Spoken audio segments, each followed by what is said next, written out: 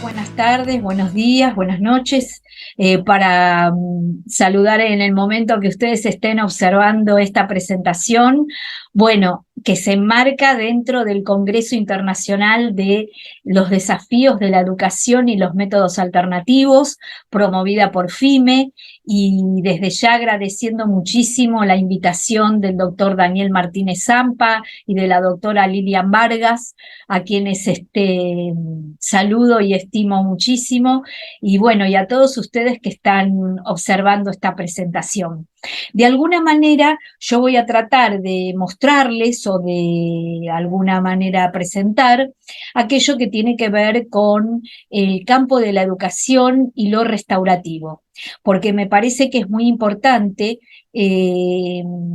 pensarlo de esta manera. Siempre lo restaurativo lo ligamos con lo penal, pero nosotros tenemos que pensar que desde lo educativo, desde nuestras comunidades, siempre hay algunas conductas que aparecen como reprochables y que de alguna manera merecen algún tipo de sanción. Entonces ahí es donde entra precisamente estas reflexiones que voy a compartir con ustedes a través de este Power que preparé para esta presentación, y que nos va a permitir un poquito ordenarlo, para que ustedes puedan apreciar mejor o ir acompañándome precisamente en esto.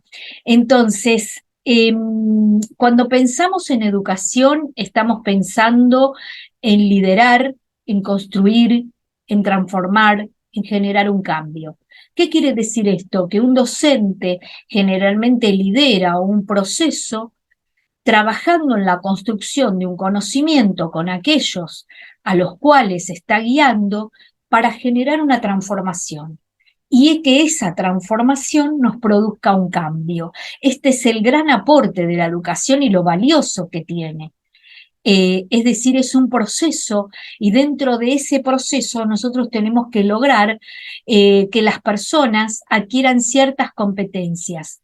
Estas competencias tienen que ver con un conjunto de complejos conocimientos, es decir, los saberes, pero no solamente alcanza con los saberes, también hay que saber llevarlos adelante, es decir, un saber hacer, que son contenidos más de procedimientos.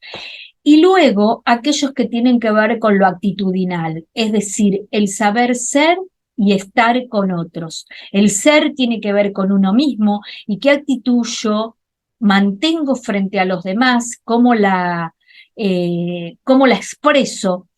Y esto es muy importante para poder, digamos, conducir cualquier proceso educativo. El ser de uno tiene que estar comprometido con aquello que enseña.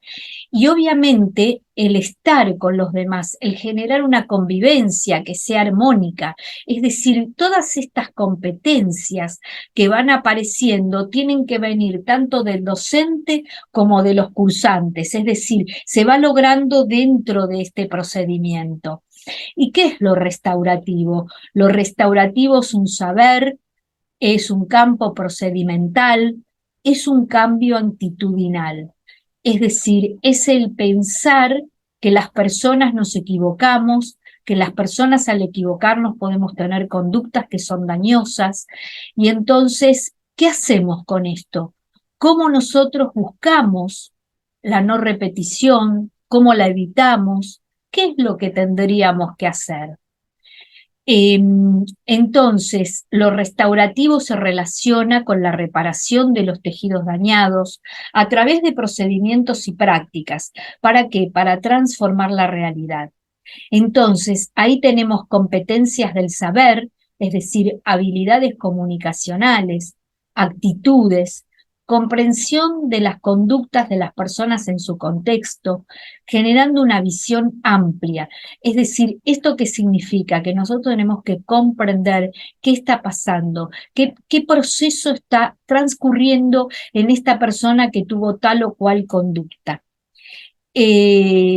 a través de el desarrollo de estas competencias procedimentales que tienen que ver con herramientas comunicacionales como la escucha activa, la generación de empatía, la construcción de confianza, el conocimiento de la comunidad. Como ustedes ven, todas estas herramientas pertenecen a la mayoría de los métodos que llamamos RAC, es decir, aquellos métodos de resolución de conflictos, mediación, facilitación, conciliación, es decir, todos esos métodos van a tener estas herramientas. Y lo mismo aquellos que conforman las prácticas restaurativas, porque nos permiten generar competencias actitudinales de disposición, comprensión, motivación.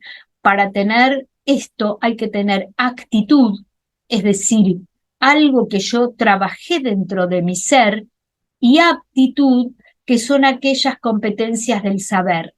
Es decir, como vemos, todo esto se va relacionando y con la actitud y la aptitud aparece la disposición a la comprensión. Y de ahí van a ser aquello que me motive o que motive a otro a pensar lo que sucedió eh, con una mirada diferente, con el aporte que otro trajo y poder revisar una situación.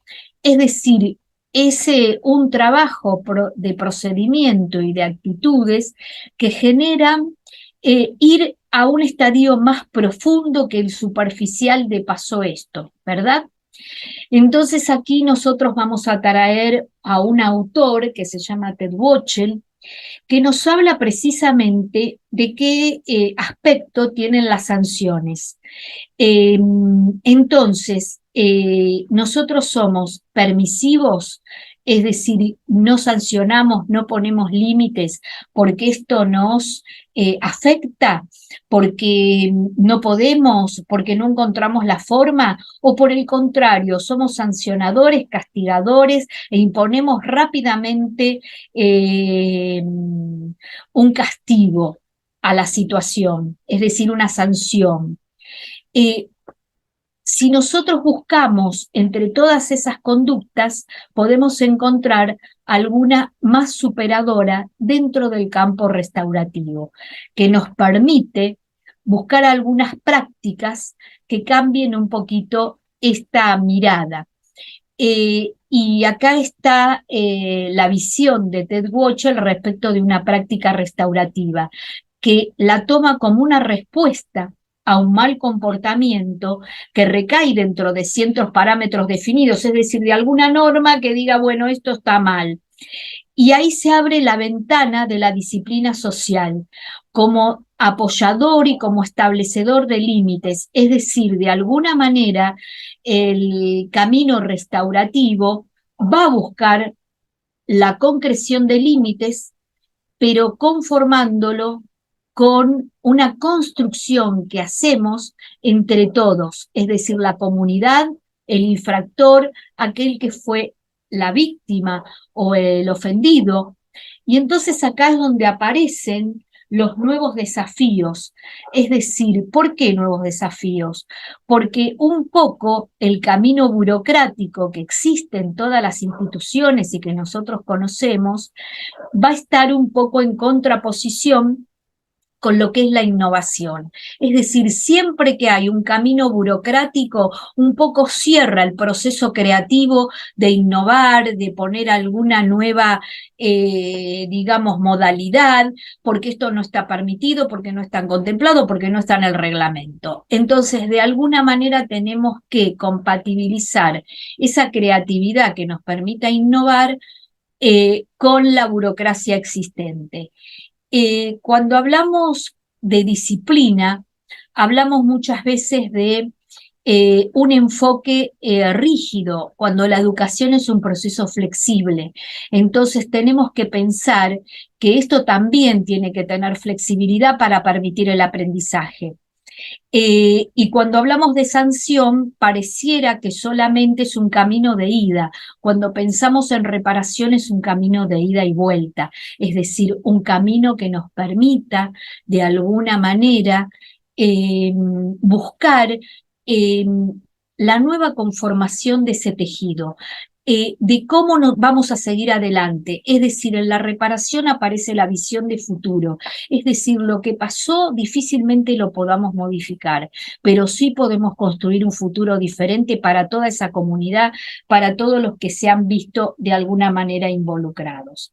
Entonces, estos desafíos son los que propone un proceso educativo, es decir, en la oportunidad que se abre para poder gestionar un conflicto, un comportamiento, digamos, reprochable, y generar una oportunidad de aprendizaje.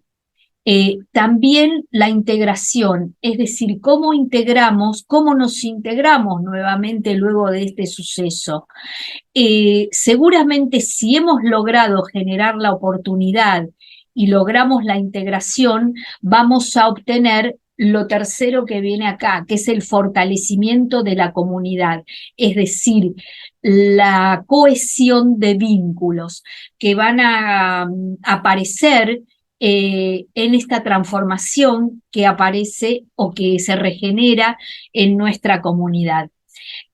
Bueno, muchas gracias por compartir este espacio conmigo. Obviamente queda mucho más para hablar, para reflexionar, pero atento que tenemos un tiempo acotado, les vuelvo a agradecer y otra vez mi agradecimiento a la doctora Lilian Vargas y al doctor Martínez Zampa y a todos ustedes. Muchas gracias.